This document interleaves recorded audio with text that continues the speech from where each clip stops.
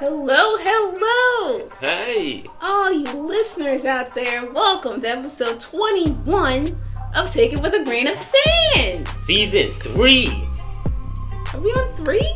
Yeah, we're on season 3 now! Wow. Thank you guys for listening and helping us get to this point. This has been a really fun time. Yes, it has for the two been. of us. So, today we're talking about grocery stores.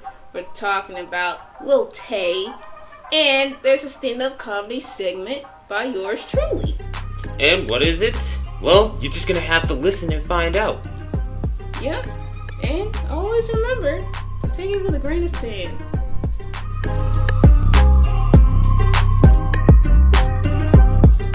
So for this segment, this one's more or less an idea of sorts that Mickey has. Yes, so I'm somewhat of a businesswoman, and I, from time to time, try to come up with business ideas. And I want to start a new segment on our podcast where I just run my ideas by the audience. Okay? So let's see what you guys think. So here's my latest idea. The problem is that I live alone and it can be hard for me getting groceries living alone because it seems like a lot of things in supermarkets are one size only and they're like family size proportions. And I don't need that much. And I'm talking about like perishable food items. And so I want to open a new grocery store with smaller sized items. That's basically my idea. And the things that come to mind are things like meats, dairy products, even, things that you can that are good on the shelf, but then you open them and you have to refrigerate them, like sauces. Yeah.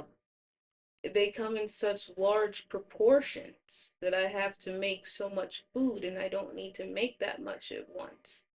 So like what if in my store I sold like jars of jelly or pasta sauce and stuff in like half the size? Hmm. So, and this is the idea that I really came up, or like how I interpret it. It's like, is it like some sort of 7-Eleven, like place? Something like that, but nicer. Okay. I want class in my store. It's Yeah. gonna be a nice place to shop, but for smaller items. Like I think we've talked about this on the podcast before, where I said that I had to stop buying chips Yeah, I think so. because they always get stale before I can finish them. And most chips don't come in the one serving size. And then what you can do, what I do sometimes is get the boxes of individual chips, but I can only get the ones that only have one flavor in them, like the Lay's Classic, the box that only has that, because the ones with the variety pack always has something in it that I don't like, and then that's a waste. Like I don't want the crunchy Doritos. Not the crunchy Cheetos. Yeah. Those are nasty. I don't want a crunchy Cheeto, but those always come in the variety packs. So I can't get those. So I want more variety. I want more chips to come in the single size serving. I want what I usually do with my chicken and other meats, everything. When I get home, I split it up into little bags before I put it in the freezer so that I can take out exactly what I need at once instead of having to thaw out all of it. 'Cause, once you freeze the whole thing, you can't get it apart frozen. No. Once it's in the packets together, you can't get that apart frozen. So I want it to come in smaller packages so that I don't have to split it up myself. Yeah. and have a freezer full of baggies with meat in them, Mm. you know? Yeah. And I was just telling you, Ricky, that recently I started making chicken and dumplings. Yeah. Oh yeah. Right. And chicken and dumplings requires the dumplings, which are biscuits. Yes. But biscuits only come in the tube of like 8. So I take that apart because I don't need 8 biscuits to make chicken and dumplings for just myself. 4 is honestly kind of too many, but I made that work. I split it in half and made half at a time. Because it's like it just makes too much food and I got these leftovers going bad constantly. I try to gravitate lately, I've been trying to gravitate more towards things that I don't have to, that I can adjust the size. Like pasta, I can make however much of that as I want. You don't have to make the whole box at once, Yeah. right? Yeah. Right. Stuff like that, like that's what I've been gravitating towards. But I just feel like things should come in smaller containers because not everyone is living with a whole family of 4 or 5 people that they're trying to feed. I feel like most people aren't. No. Most people are just like 1 or 2 people in a household. Yeah. Like, how about eggs? Like, the smallest thing you can get is a half dozen, but I might not need a half dozen eggs at once. Sometimes I just need 2 eggs for a recipe, and then I don't want any more eggs. Why can't I just get less? I want a store where I can buy 1 egg. I can buy eggs individually so that I could just buy my 1 or 2 eggs that I need for this one thing and then not have all this extra. And they don't even always have the half dozen. Sometimes you gotta get a whole dozen eggs. I don't need all that. I don't need 12 eggs. I'm just me.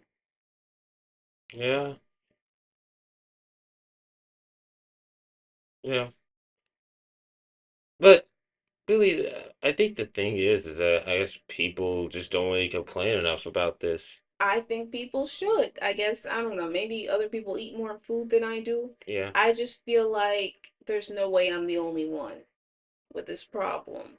And I can't seem to find anyone else to relate. I've run this by several people now, and no one seems to get it. No one gets my idea. No one else has this problem. But I also don't know that many people who live alone. So maybe it's like they buy their own groceries in their house, but like if they don't finish something, someone else will eat it. Yeah. Whereas I don't have anyone else to eat it. I'm putting it in the trash. Yeah. It's a waste. So I want to be able to buy just what I need, and I think that that would be really helpful for a lot of things. I think that that would be helpful on an environmental level as well, because one of the issues that we're having with the environment is over farming, and that comes from this high demand for all this food that gets wasted. Food waste hurts the environment. Yes, does. So if we were able to buy less and only get what we need, that would make an environmental impact in a positive way. So demand would be low. Yeah, to lower the demand and get people to buy just what they need instead of buying so much and then throwing it out and buying more, Okay. which is so wasteful. Yeah. I think that there should be a way to buy less of these things. Yeah. Yeah. I just want smaller sizes so that I'm not wasting my money and having to go back to the store for all this stuff.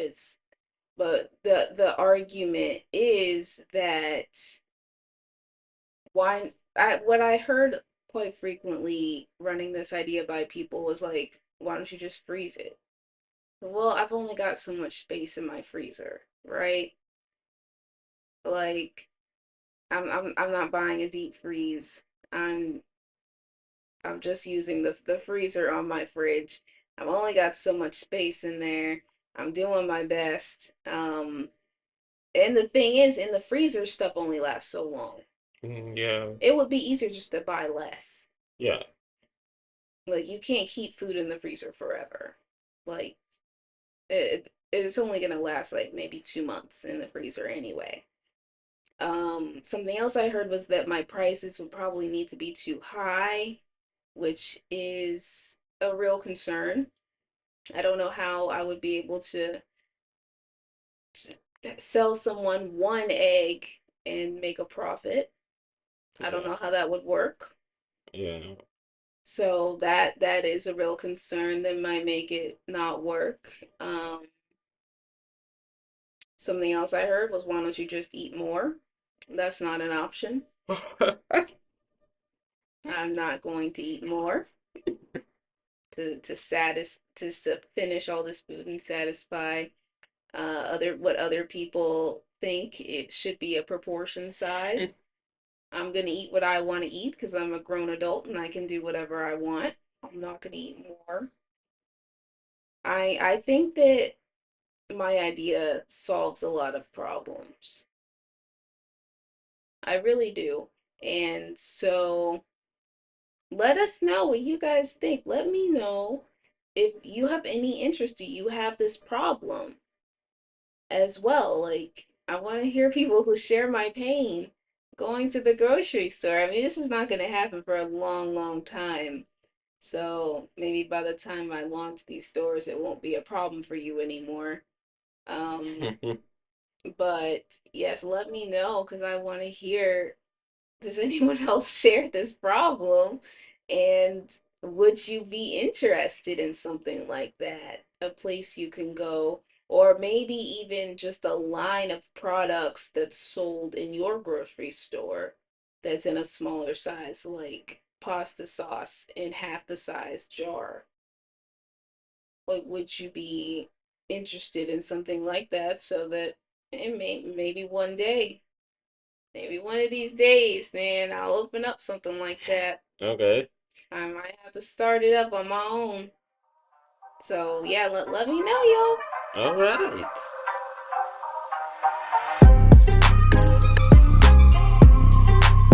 So I think we should have a discussion about something that's happened recently in pop culture, Ricky. Okay. Have you heard anything about Lil Tay? Do you know who Lil Tay is? I haven't heard that name in like 5 years. Yeah, so Lil Tay, if you don't know, like a while back, like years ago, there was this little girl. She was like what, 8, 9 Yeah, years around that old, age. and she was Instagram's youngest flexer. She would come in and she would just flex on you. She had these nice houses, nice cars, and she would just rub it in your face. She'd say something like, this doorknob costs more than your rent and stuff like that. And she was like, "You're not messing with Lil Tay." I think she did music too.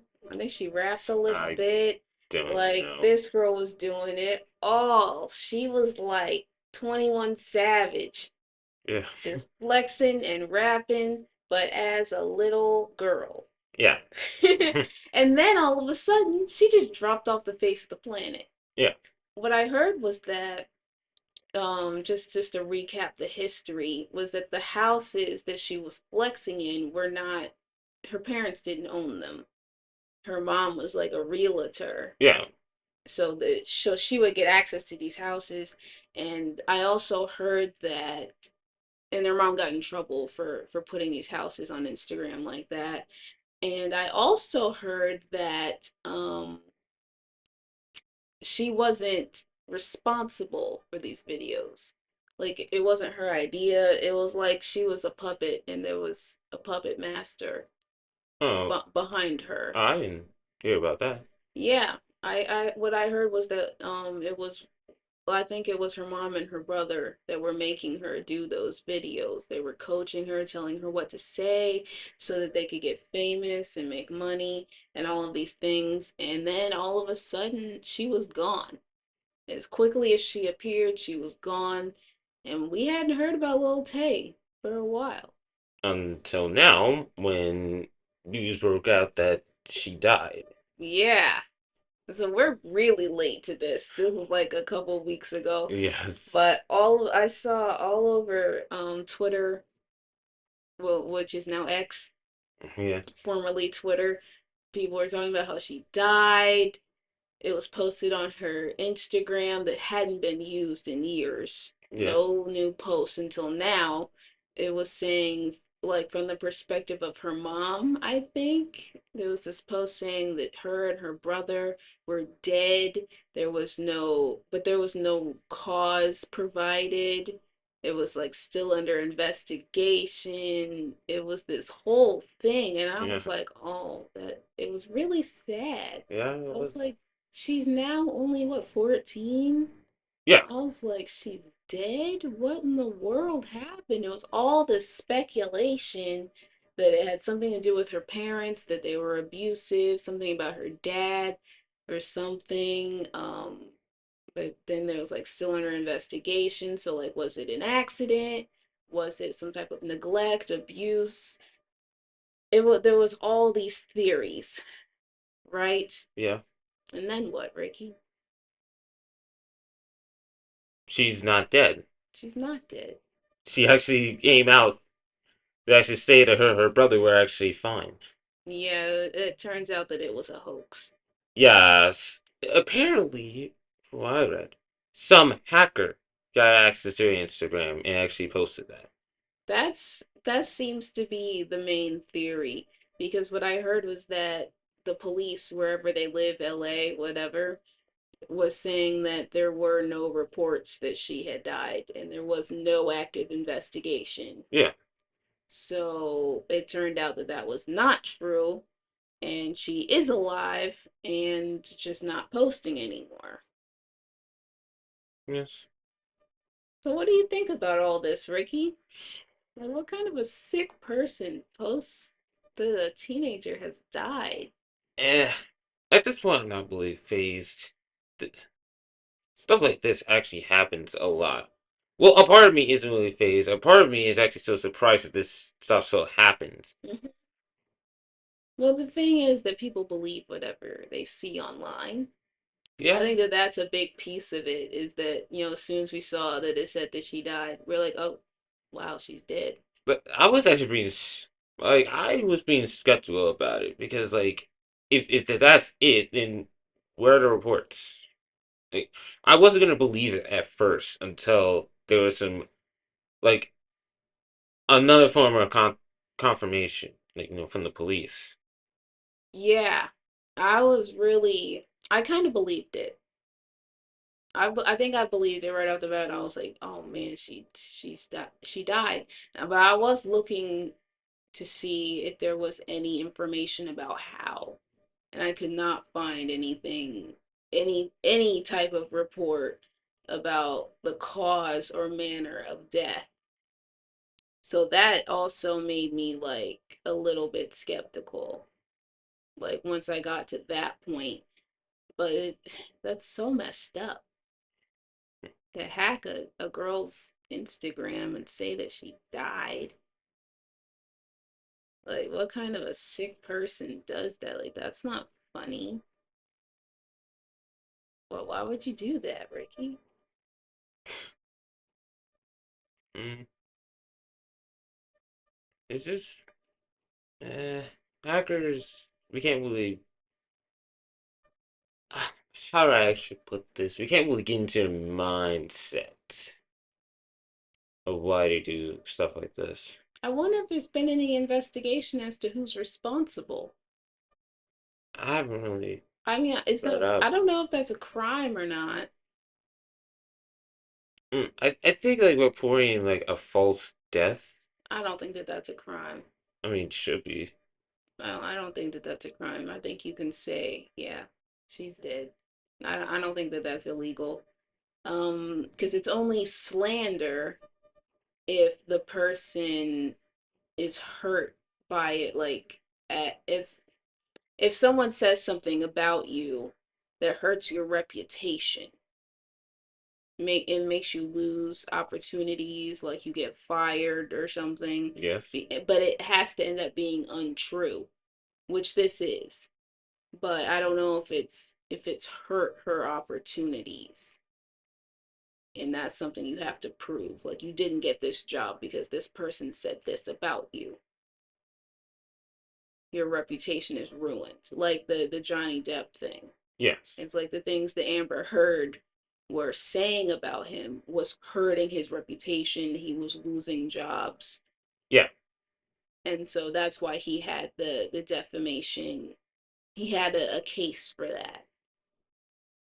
But I don't think that just saying someone's dead hurts their reputation if it ends up being untrue. So I'm not sure if it's a crime. I'm not even sure hacking someone's Instagram's a crime. No. I don't think that that's a crime. So there's probably not a legal investigation into what happened, but maybe the people over at Meta are investigating. Yeah. So hopefully we can figure something out and they can get some more security on that account. Maybe they can just delete it. She wasn't using it. She said that she lost access to it. That's why she couldn't just delete the post herself. Okay. She lost access to the account. So maybe Instagram can just delete the account and then it can be said and done. I just feel like there should be some repercussions, because then what's to stop this hacker from doing this to someone else and just keep on doing it? Nothing.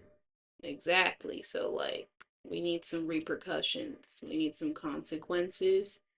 Um, yeah, how about y'all tell us what you think about all this? Do you even know who Lil Tay is? Let us know, like, if you heard about any of this. What do you think? Lil Tay's dead, Lil Tay's alive. Crazy story. Yes, it is.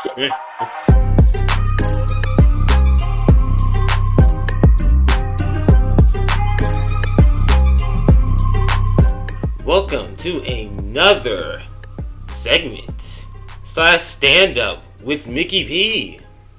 Yeah, so today I'm not standing up for the stand-up comedy segment because I don't feel like it. But that doesn't mean that I'm not going to be funny. Mark Maron sits in the stool. He's still funny. But it's called a stand-up. But Mark Maron sits. It's called a stand-up. But Mark Maron sits. They just call it a sit-down. It's not a sit-down with Mickey P. It's a stand-up comedy segment with Mickey P. And that, Ricky, you're getting us off track. Today I want to talk about narcotics and pharmacists. Okay. Pharmacists, they got narcotics. Yes, they do. So I was thinking, like, what if, like, some guy just walked into a pharmacy and tried to place an order for narcotics? Well, they'll probably get kicked out.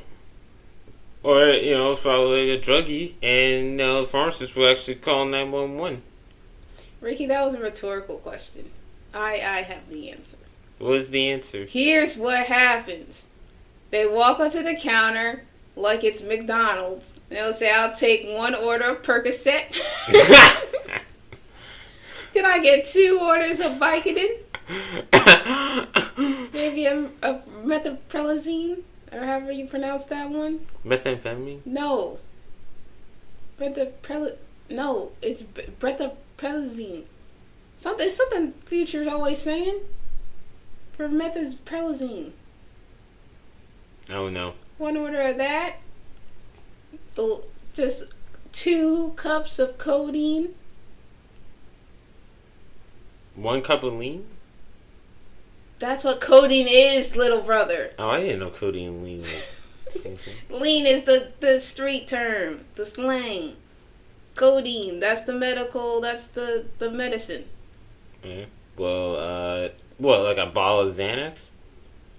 I'll take 2 bottles of Xanax, please. All right. I wonder if someone went in there and tried to place an order like you can just order narcotics.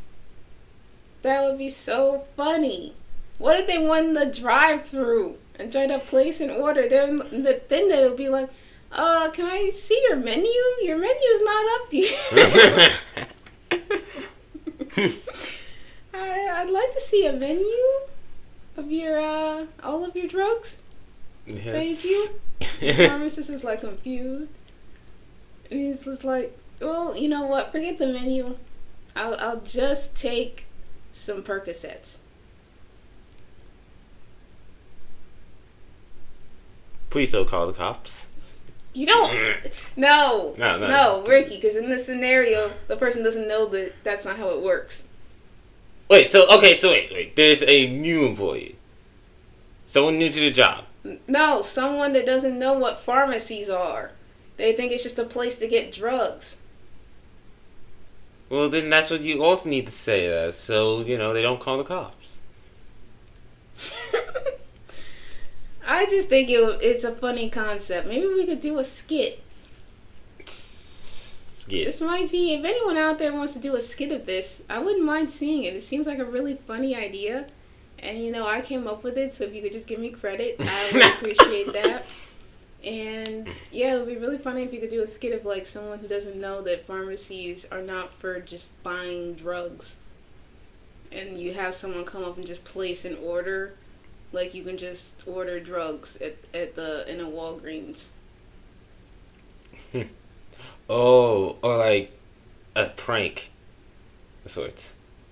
A prank? So you mean like someone actually go to a Walgreens and try to place an order? Yes.